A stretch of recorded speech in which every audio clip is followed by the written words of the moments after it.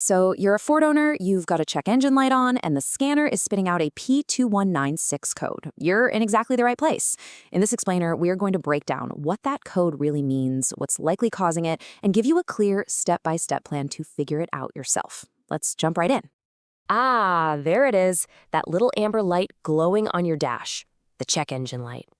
It's so frustrating, right? So vague. And it's telling you your car's computer has logged this P2196 code.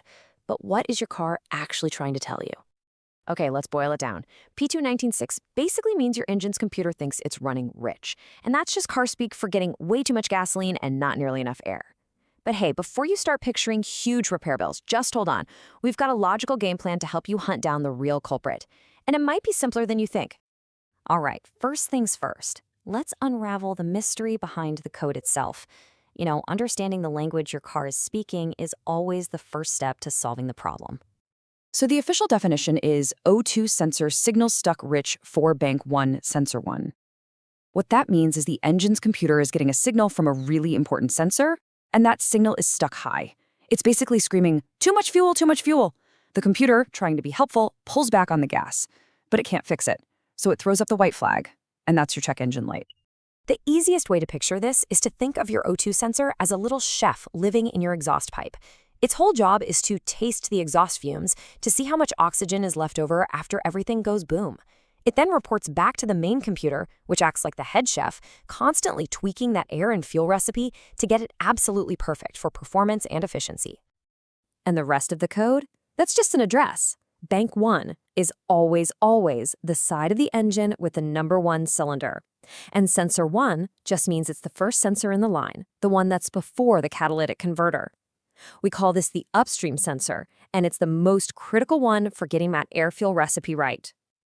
Okay, now that we know what the code actually means, let's talk about the clues. The stuff your car is doing that you can actually see, smell, and feel in the real world. Well, besides that obvious check engine light, you might notice a really strong smell of raw gas coming from the exhaust. That's all the unburned fuel just pouring out. Your MPG? Yeah, that's gonna take a nosedive.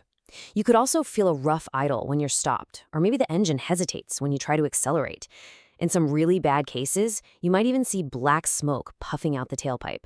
It can even make the car tough to start sometimes.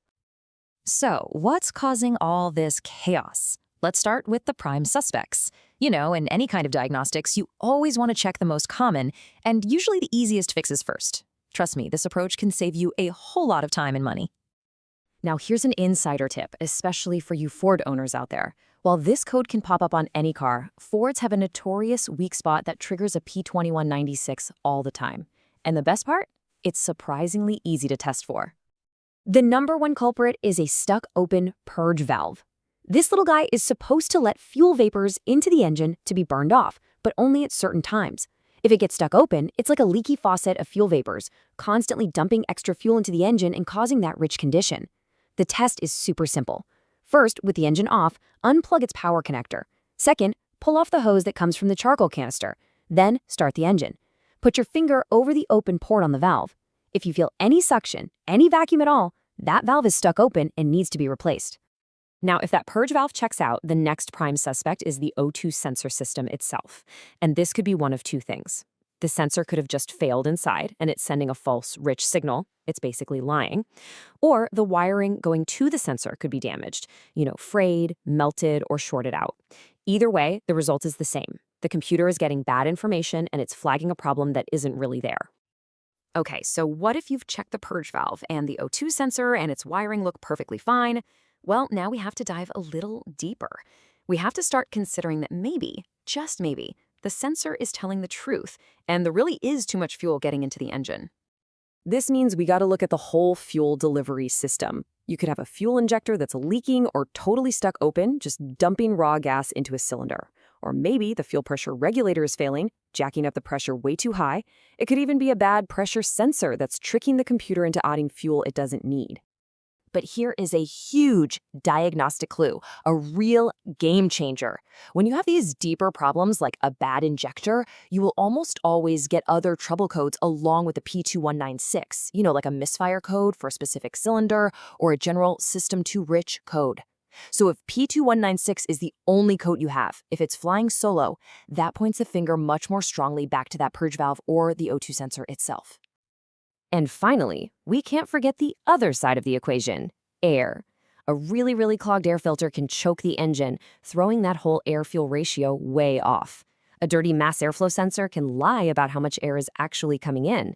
And in some pretty rare cases, you could have a mechanical problem, like oil leaking past the piston rings and fouling up the O2 sensor, making it read rich when it's not. Whew, okay. We've looked at the mystery, we've found the clues, we've lined up all the suspects. Now, let's put it all together. Let's create a clear, step-by-step action plan. This is your roadmap to solving that P2196 code without wasting time or money. So here it is, your diagnostic path. Step 1. Always check for other codes first. They can tell you the real story. Step 2. Do that quick and easy purge valve test. It's the most common culprit on Fords, remember? 3. Get your eyes on the O2 sensor wiring. Look for anything that looks burnt, frayed, or just plain wrong.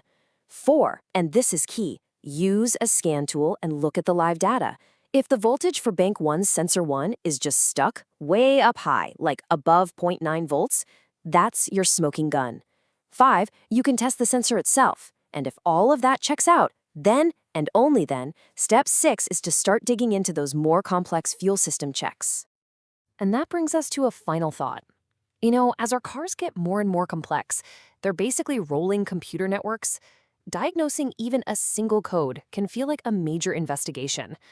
It really makes you wonder, what's the future hold for those of us who actually like to get our hands dirty and fix things ourselves? Are we moving into an age where the most important tool in a home mechanic's toolbox isn't a wrench, but a laptop? Something to think about.